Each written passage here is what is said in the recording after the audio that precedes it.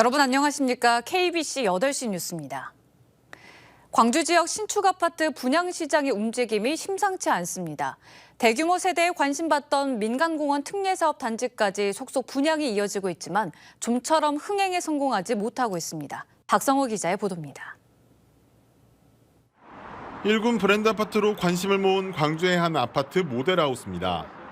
2월 초 분양에 나섰지만 1, 2순위 청약 결과 전체 1,300여 세대 중 24%에 달하는 339세대가 미분양됐습니다. 임의 공급 등을 통해 추가 판매가 이루어지겠지만 완판은 쉽지 않을 것이라는 말도 나옵니다. 문제는 분양에 어려움을 겪는 곳이 이곳뿐만이 아니라는 겁니다.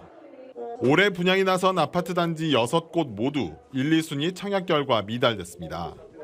특히 84제곱미터를 초과하는 대형 평수나 세대가 적은 단지가 시장의 외면을 받았습니다.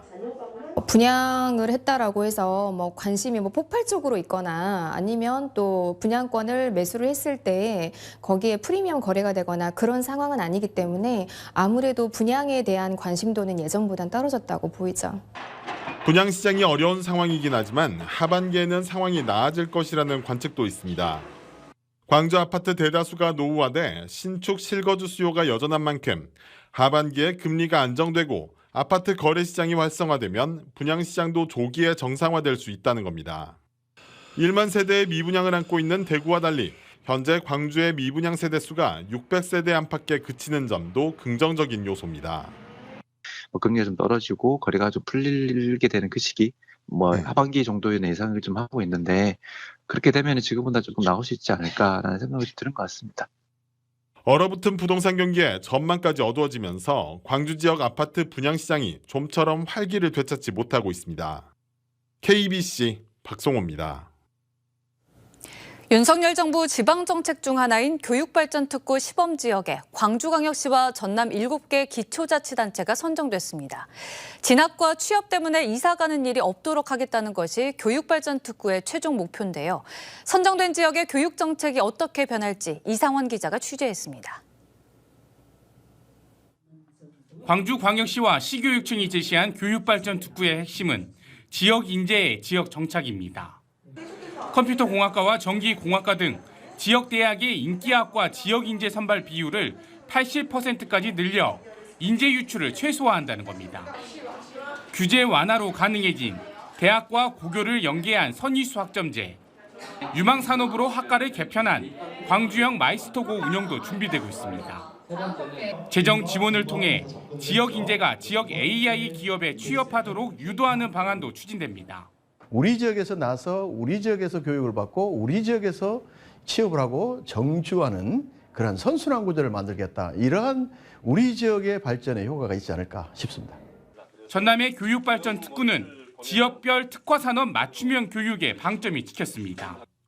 신안, 목포, 무안은 해양관광, 나주는 에너지, 광양은 신소재 철광과 2차 전지, 영암, 강진은 농생명 산업을 주축으로 고등학교와 대학 교육을 강화합니다. 특히 전남의 다양한 미래 전략 산업이 세계로 힘차게 비상할 수 있도록 지산학 연계를 통한 우수 인력 양성에 힘을 쏟겠습니다. 또 학생 수가 적어 할 수 없었던 방과 후 과목이나 예체능 수업을 학교 간 공동 수업을 통해 해결하기로 했습니다. 또 전남은 작은 학교가 많아서 많이 도민들께서 걱정을 합니다. 그런데 이 작은 학교를 오히려 이번 특구 선정과 함께 기회의 모델로 만들어갈 수 있다는 말씀을 드립니다. 광주시 교육청과 전남도 교육청은 3년간 최대 100억 원의 지원금을 받아 이르면 올해 하반기부터 교육발전 특구 사업에 나설 계획입니다. KBC 이상환입니다. 더불어민주당 등 범야권 세력이 모여 만든 비례위성정당인 더불어민주연합이 중앙당 창당대회를 열고 공식 출범했습니다. 더불어민주연합은 오늘 국회에서 중앙당 창당대회를 개최해 윤영덕 더불어민주당 의원과 백승아 초등교사 노동조합 수석 부위원장을 공동대표로 추대하고 당명과 강령, 당원을 제정했습니다. 더불어민주연합은 이번 총선에서 후보로 총 30명을 배치할 계획이며 새진보연합과 진보당이 각각 3명, 시민사회 대표인 연합정치시민회의 4명, 그리고 민주당은 20명의 후보를 낼 방침입니다. 국민의힘이 험지로 분류되는 광주에서 16년 만에 8개 전 선거구의 공천을 완료했습니다. 국민의힘 광주시당은 어제 공석으로 남아있던 서구을과 북구을 등 광주 지역 3개 선거구에 대한 우선 추천을 확정했다고 밝혔습니다. 국민의힘은 전남에서도 전체 10개 선거구 중 8개 선거구에 대한 공천을 확정했으며 남은 2곳에 대해서도 조만간 공천을 마무리할 예정입니다. 환경부가 무등산 국립공원 내 평두매 습지를 람사르 습지로 등록하기 위한 절차를 시작했습니다. 평두매 습지는 수백여 종의 희귀 생물과 다양한 멸종위기 야생동물이 공존하는 서식지로 생태학적 가치가 높은 곳으로 알려져 있습니다. 임경섭 기자가 보도합니다. 산골짜기를 따라 물웅덩이가 계단처럼 펼쳐집니다. 자욱한 물 한 개 사이로는 하얀 백로가 수려한 자태를 뽐냅니다. 농사를 짓지 않는 논에 계곡이 흐르면서 형성된 자연습지, 무등산 평두매 습지입니다. 지난 6일 환경부는 평두매 습지를 람사르 습지로 등록해달라는 서한을 사무국에 제출했습니다. 지난해 5월부터 무등산 국립공원 사무소랑 같이 환경부에 등록 요청을 하기 위해서 추진 계획을 수립을 했고요. 스위스 글랑에 있는 람사르 협약 사무국에 등록 요청 서한이 지금 전달된 상태입니다. 평두매 습지는 해발고도 240m 산지에 형성된 보기 드문 산간 습지인데다 700여 종의 야생 동식물이 서식해 생태학적 가치가 매우 큽니다. 낙지다리와 버풀 등 희귀 식물들이 분포하고 수달과 삭 등 멸종 위기종들도 다수 서식하는 것으로 확인됐습니다.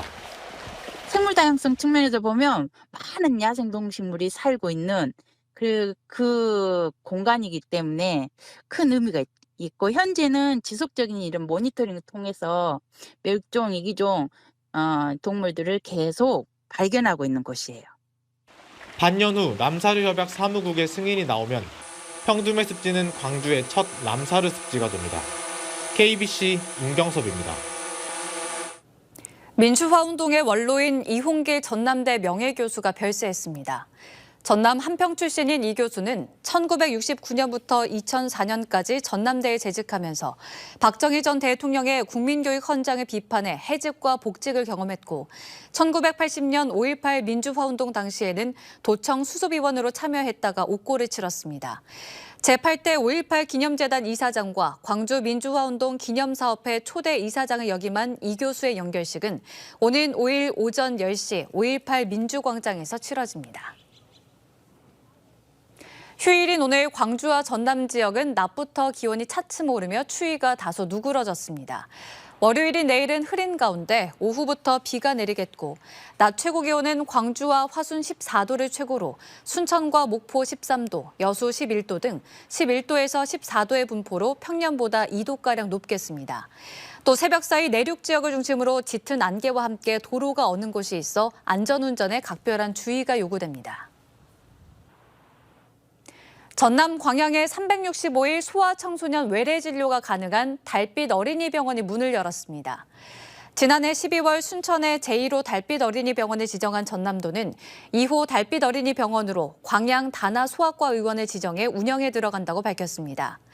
달빛 어린이병원은 소아나 청소년 환자가 평일 야간이나 휴일에 응급실이 아닌 일반 병원에서 외래 진료를 받을 수 있도록 광역단체장이 지정하는 의료기관입니다.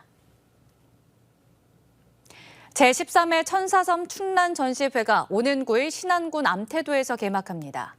오는 9일부터 이틀간 열리는 이번 전시회에서는 150여 점의 춘란이 출품돼 대상을 놓고 열띤 경합을 펼칠 예정입니다. 한편 신안은 해양성 기후의 희귀 자생식물들이 자라는 지역으로 춘란을 비롯해 매년 다양한 자생식물 전시 행사가 열리고 있습니다. 화순군과 중국 절강성 소홍시가 춘란의 중국 수출을 위해 함께 노력하기로 했습니다. 화순군은 지난달 소홍시를 방문해 업무 협약을 맺고 중국 현지의 춘란 재배 동향과 춘란의 수출 가능성 등을 살펴봤다고 밝혔습니다. 화순군은 춘란 산업의 육성을 위해 재배 기술 교육에 나서는 등 기반을 조성하고 있습니다.